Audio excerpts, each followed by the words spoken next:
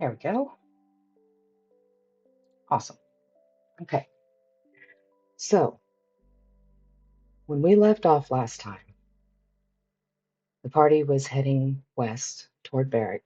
They had just taken care of a werewolf situation, um, found a mad scientist that could potentially be useful, and handed him off to the proper authorities or sent Jacob to do so.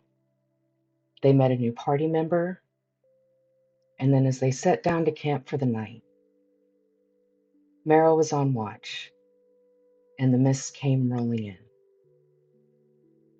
And out of the mist, you see a woman emerge, like she's just draped in silvery mist.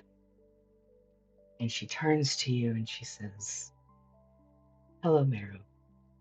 You look just like your father."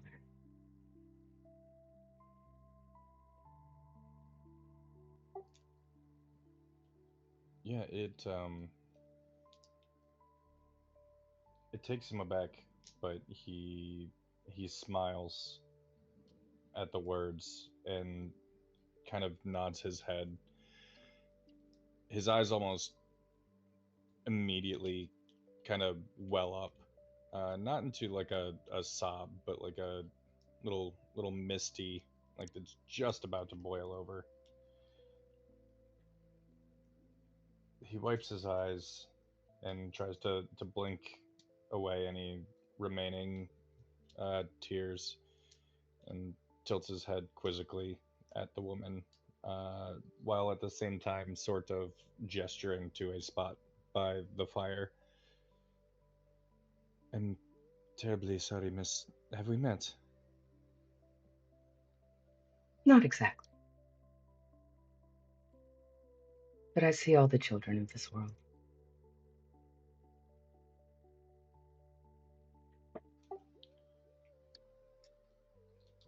Oh,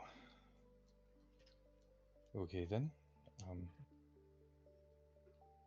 would you like to rest? There's fine seats by the fire. We can spare some food as well. Thank you, but I don't require the same sustenance mortals do. But this is a place of rest, so I will join you for a moment.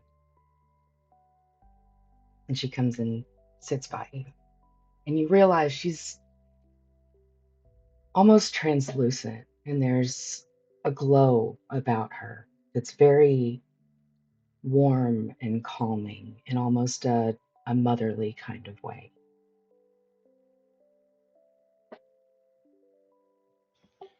Yeah, he shifts to make room and needing something to kind of fiddle with. He pulls some odd trinket or bauble just to kind of fumble with it in his hand. Um, Maybe even in like a one of his arrows, and just kind of twirls it between his fingers as he kind of leans forward, resting his elbows on his knees. And I assume, knowing my father, you are potentially friend. May I ask your name? I believe the mortals call me Everett, though names are not as important to us.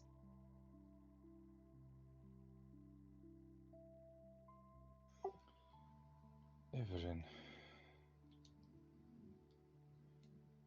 It sounds familiar. I believe I recently heard a fairy tale about you. Did you? Breeza's still telling her stories. Oh, it's friend of Brisa as well. I am surely in good company then. Indeed.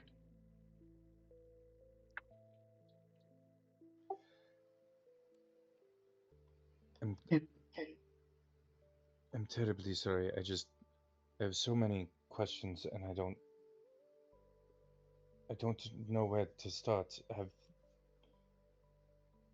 Have you seen my father recently, or do you just know of him? I have seen him.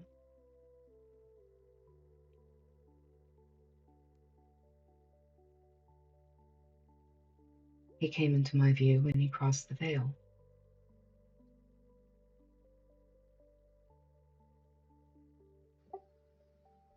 The veil between the Fae and the material, or the other one? The door he stepped through,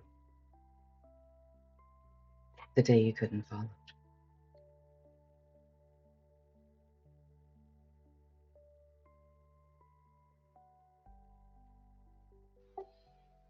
He almost winces at that.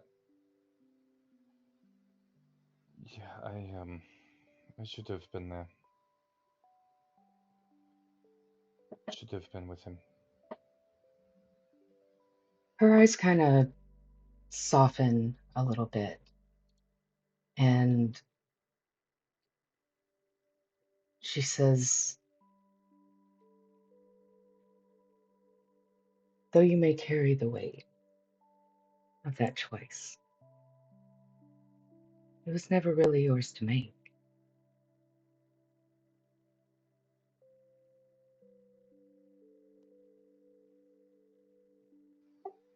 Oh, how do you figure?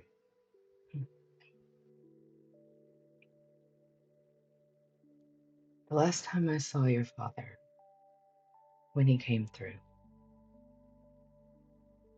he was afraid, but not for himself. And like your father, are terribly predictable in that way.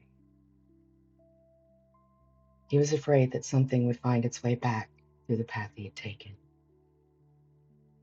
So he closed it. Your father was not stolen by a closing door, Marrow. He was on the other side when he chose to shut it.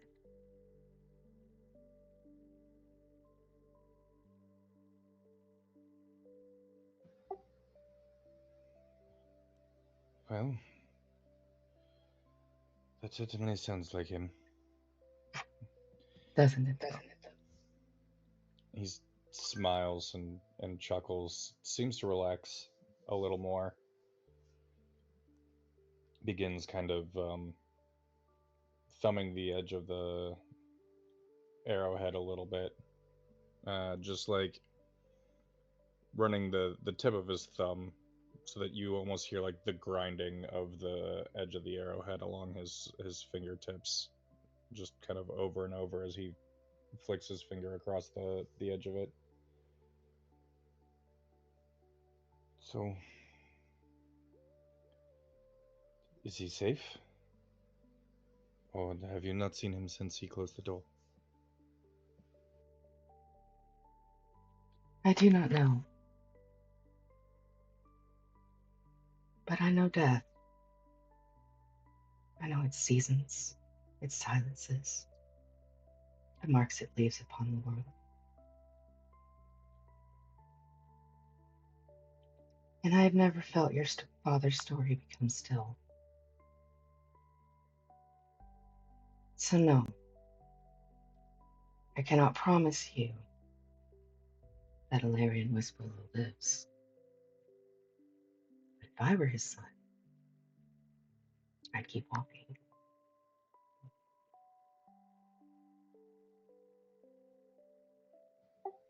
That is the plan. Am I allowed to know where this doorway he stepped through led? Am I at least going in the right direction?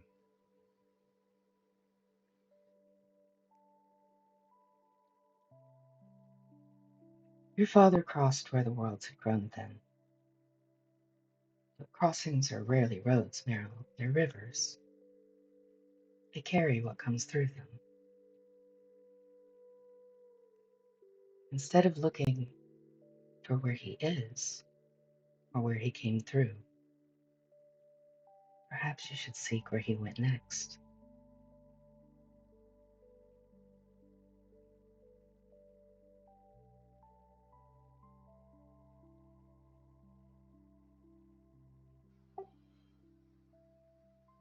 All right.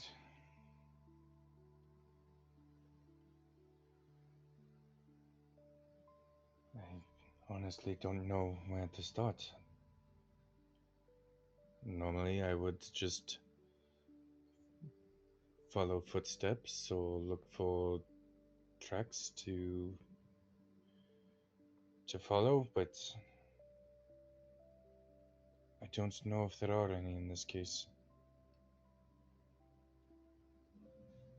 This is much the same, though you'll find no tracks in the dirt.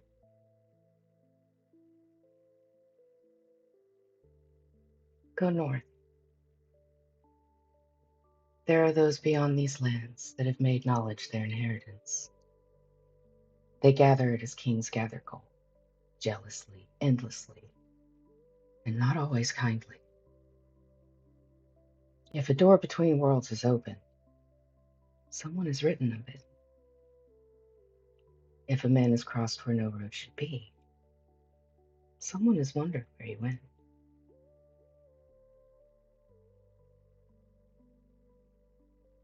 And you could roll me a history check if you want to see if that sounds familiar to you. Yeah, let's give you one of those.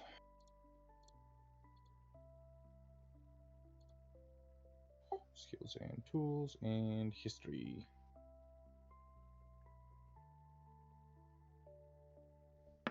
Hell yeah, rolling high.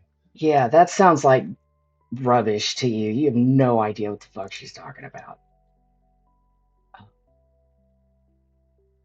And she sees your complete confusion and she kind of smiles a little bit. She says, go north when the roads permit it. Beyond Guskin, you will find a city that has spent generations trying to remember everything. Mortals have such strange ambitions. Ask them about places where Desuvis has touched the world, or other worlds, not your father's name. If they know the name Alarian Wispwillow, you should first learn why they know it.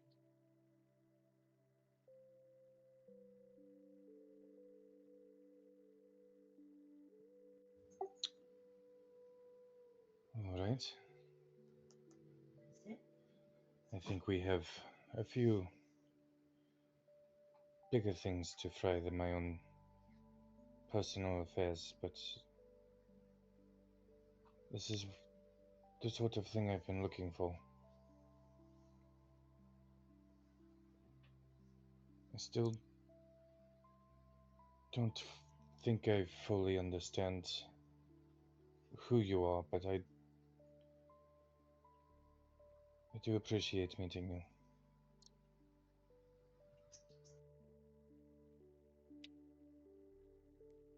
You don't need to understand everything.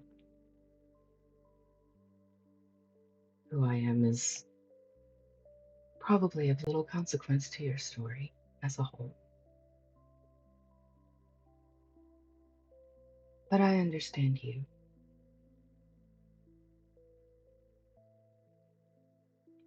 You've lost people in different ways. One was taken from you. Some walked away while standing beside you. One stayed close enough to call herself family, yet everything was shaped in the image of her own need. And you decided the safest way to survive all of them was to need very little. Your father did not teach you that. He taught you to be a shelter, not an empty house.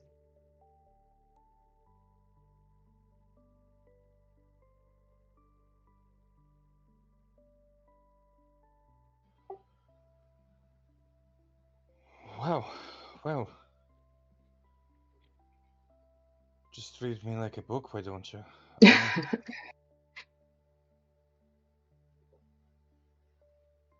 Fair play, I suppose.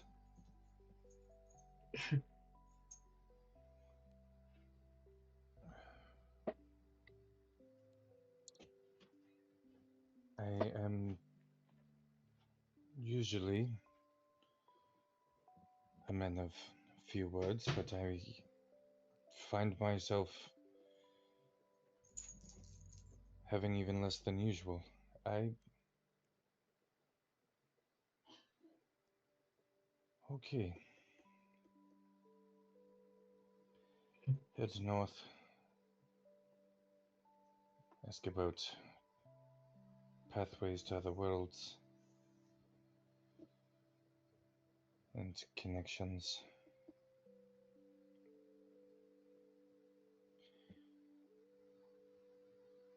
Why. Why are you helping me? What can I do for you in return? She kind of smiles softly and looks through the mists around you, and she says, "This is a place for the weary, but that doesn't just mean fatigue. It's for weary hearts as well.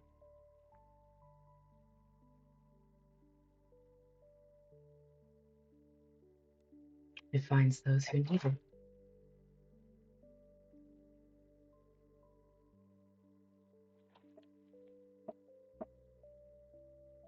And she's quiet for a moment, and then she says, "The domain I watch over is the domain of autumn. Mortals misunderstand autumn." She kind of picks up a flower and holds it in her hand, and it starts to wilt and brown. And she says, "They call it a season of dying." And she crushes the flower in her hand. And when she opens it, there's a seed inside. And she says, "It is not." And she takes your hand and puts the seed in it and closes your fingers around it. And she says, "Autumn is the season in which the world decides what it will carry forward." Your father understood that, and you may not now, but you will. When I said you look just like him, I didn't mean this. And she kind of gestures to your features. And then she puts a hand over your heart. She says, "I meant this."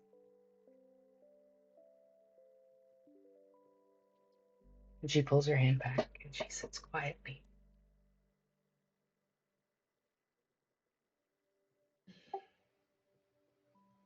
I believe for most people, Marrow looks not too differently from, say, a human in their late 20s to mid 30s, somewhere around that range. I know that's a large gap, but an older but still youthful appearance. To a being like this, though, I think as he kind of takes everything in, his centuries would show. He's been around, well over 300 years, and most of that was spent in the Feywild, and time does move differently between the Fey and the material, and there's all sorts of weird shit that happens, but there's a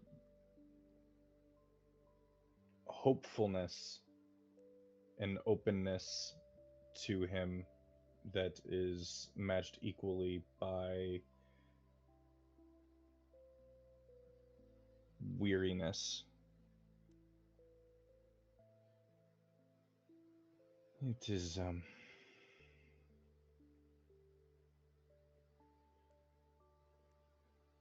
the truth you speak of. fall being the beginning of the rebirth and not the end. It is a well-known tale.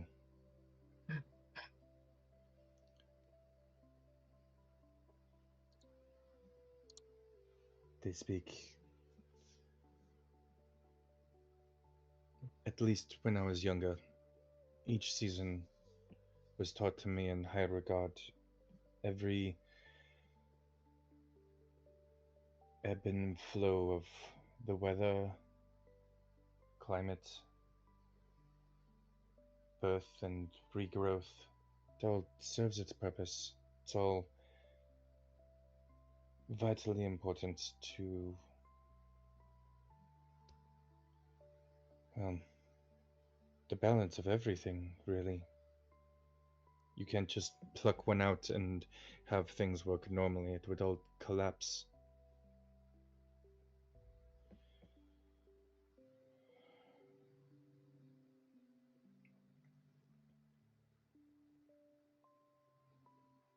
I cannot tell you or put into words the honor it brings me to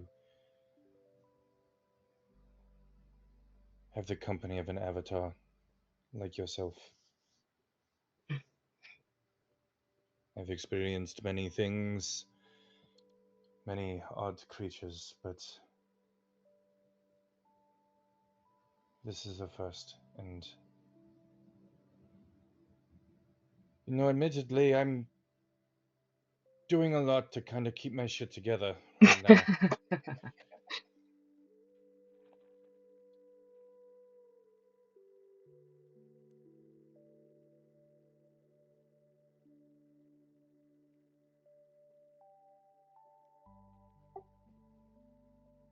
I don't know if you realize how much you've done for me in just a few moments, but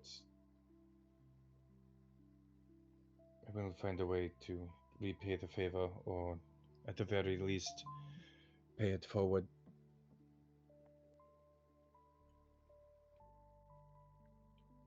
Forward is better. Because going back, it's a gamble.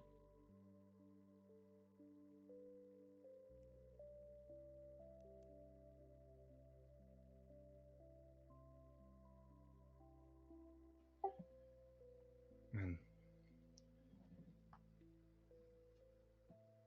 then know that your kindness will be repaid doubly to others for quite some time. I have no doubt you will stand between danger and those who can't fight it. That is the kind of person that you are.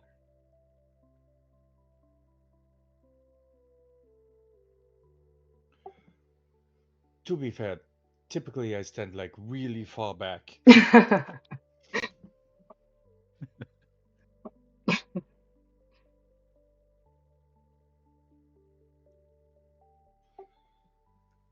I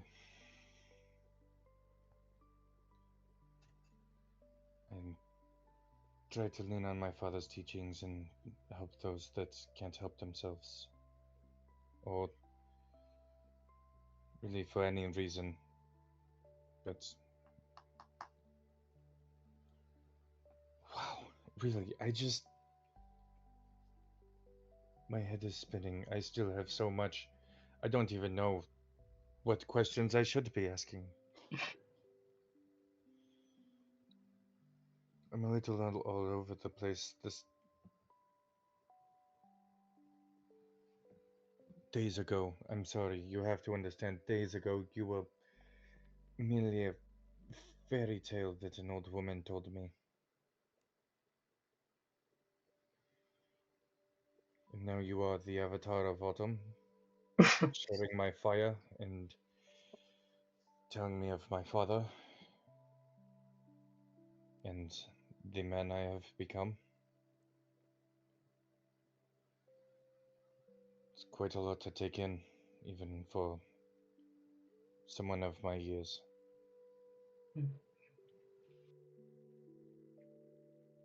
Well, as I said, This place comes to those who are weary. What is it you're truly seeking, Marrow?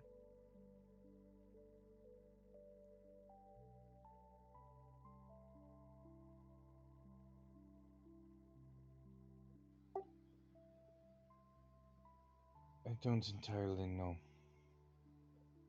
I came to the material to search for my father. I assumed that this is where he ended up. In life, and before my time is over, I am searching to do as much good and help as much people as I can. Eventually, it would be nice to search and find my own happiness, maybe settle down when my arms grow too tired to draw my own bow.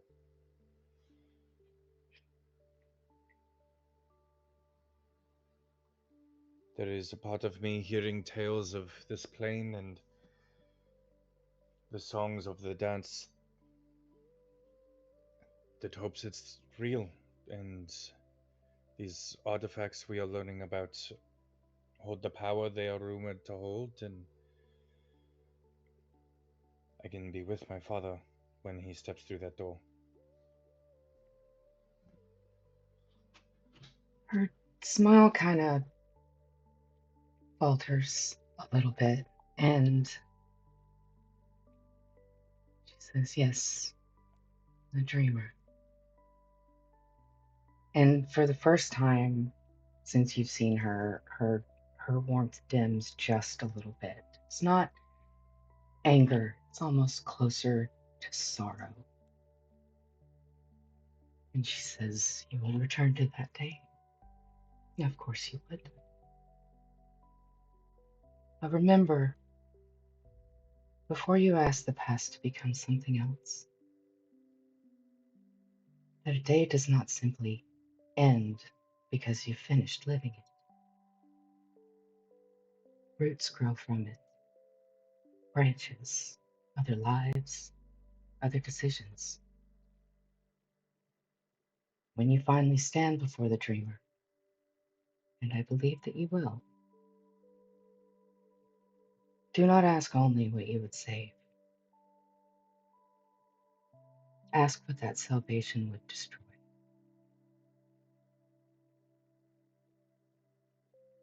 In everything there is balance,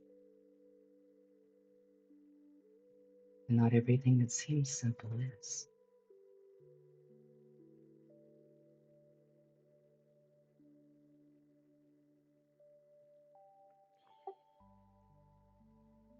I quite agree. It is a inner battle of selfishness. What I would like to do and ultimately what I may do in the moment are two drastically different things.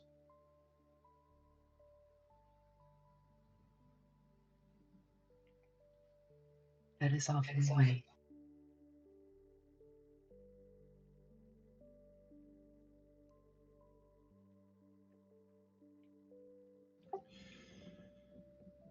I think, though,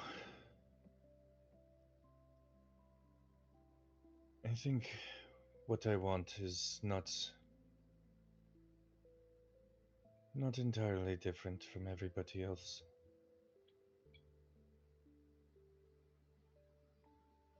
I think more than everything, even more than returning to that day, I just want to continue to experience this wonderful miracle called life and all that it has in store for me. The pain, the sorrow, the laughs, and the love.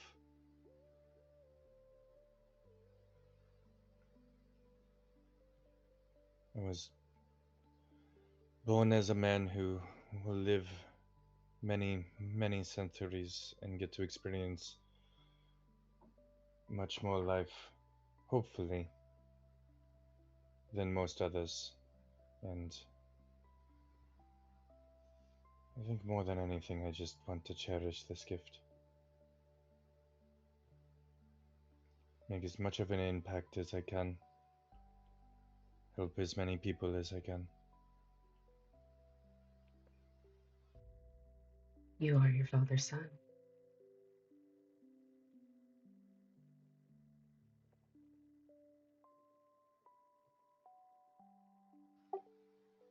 I would certainly hope so.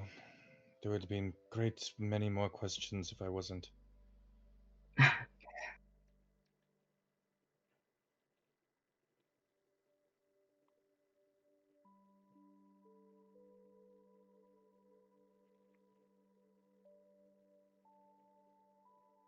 Seek him as you go, Marrow. But understand what I'm telling you. Do not seek the man you lost. Seek the man who continued after you could no longer follow.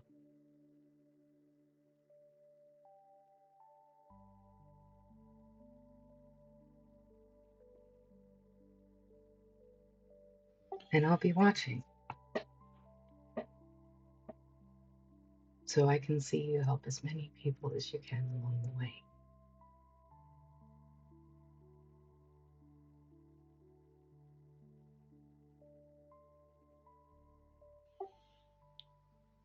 He smiles and kind of silently nods his head and sits there for a moment longer and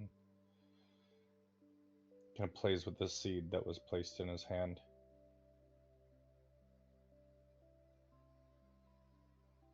I am, and forever will be eternally grateful for this visit and this conversation.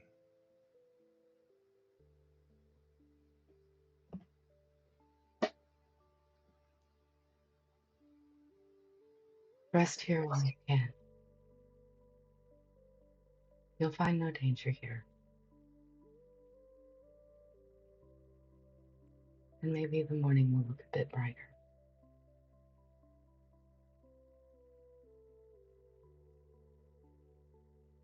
And she kind of stands up and smiles. And she walks away from the campfire.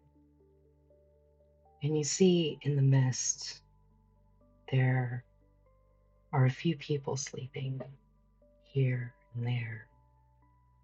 And she'll reach out and she'll touch one on the back, and their breathing will get more even. And she'll go along and just tend to the people sleeping within the mists. And you feel this sense of peace wash over. And you know in this place, you don't have to watch anymore. Because for once, you have someone watching over you.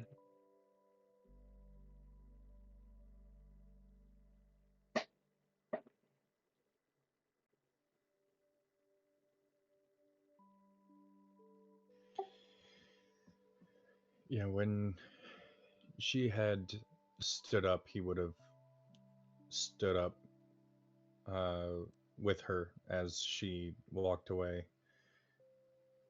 um, and given a bow in respect and gratitude. Although likely it probably wouldn't have come until her back was already turned and she was stepping further away. And he would watch until the vision fades and just kind of stand there. And when he does finally sit back down, I think all the emotions kind of finally hit him. And he hangs on to that seed, kind of hunched over, um,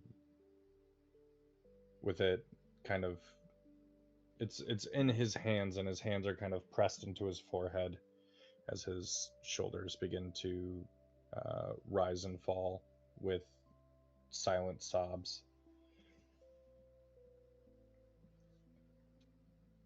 There's a comfort and a relief, but also a longing that is overflowing and overwhelming him.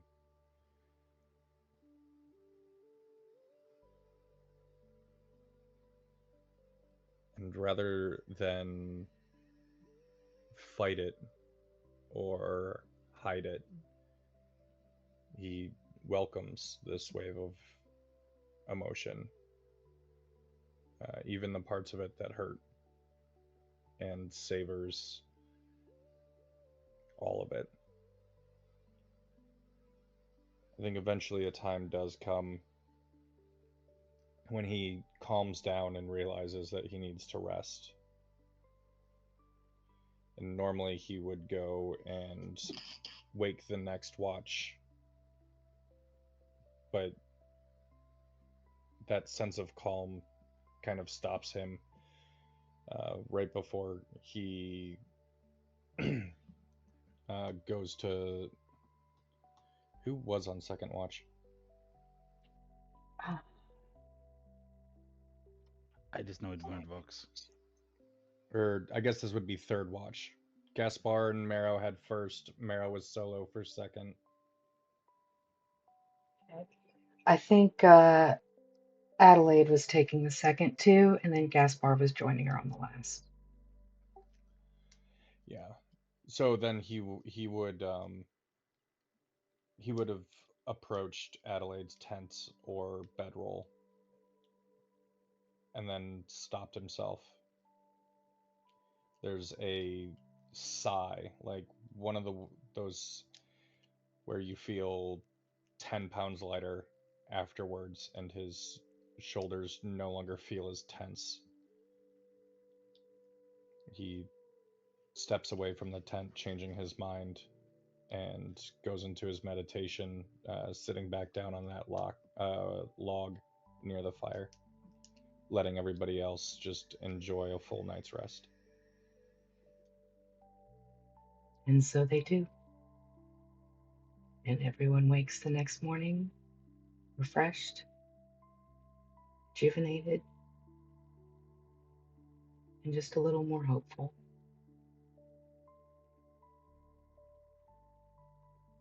The mists are gone.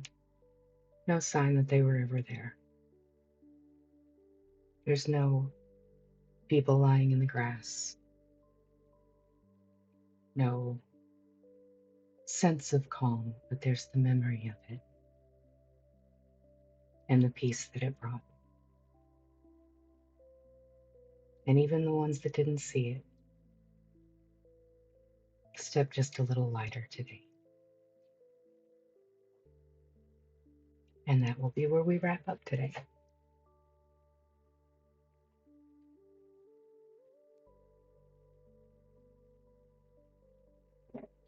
A very mystical, not a dream.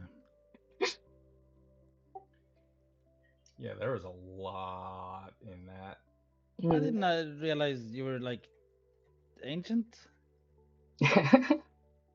Uh, yeah, I mean, Eladrin, like elves, can live a really, really long time, and while he does resemble a human in their uh, late 20s to mid 30s, he's 337 years old. Mm. Damn. Yeah, he's got unk status, I think is how the kids say. Fucking boomer.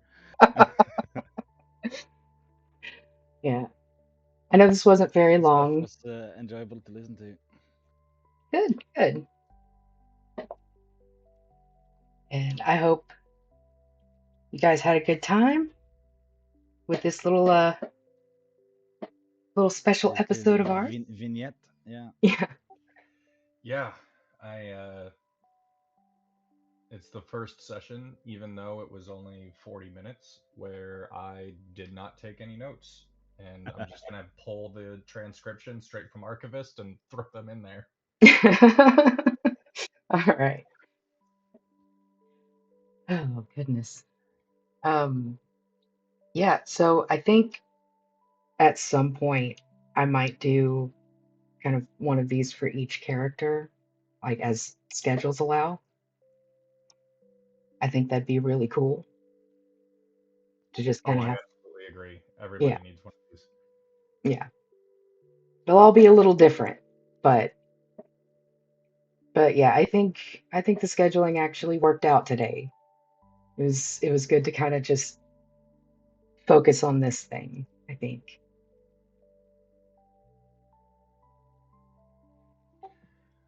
All right. Well, my RP vote is for Gaspar.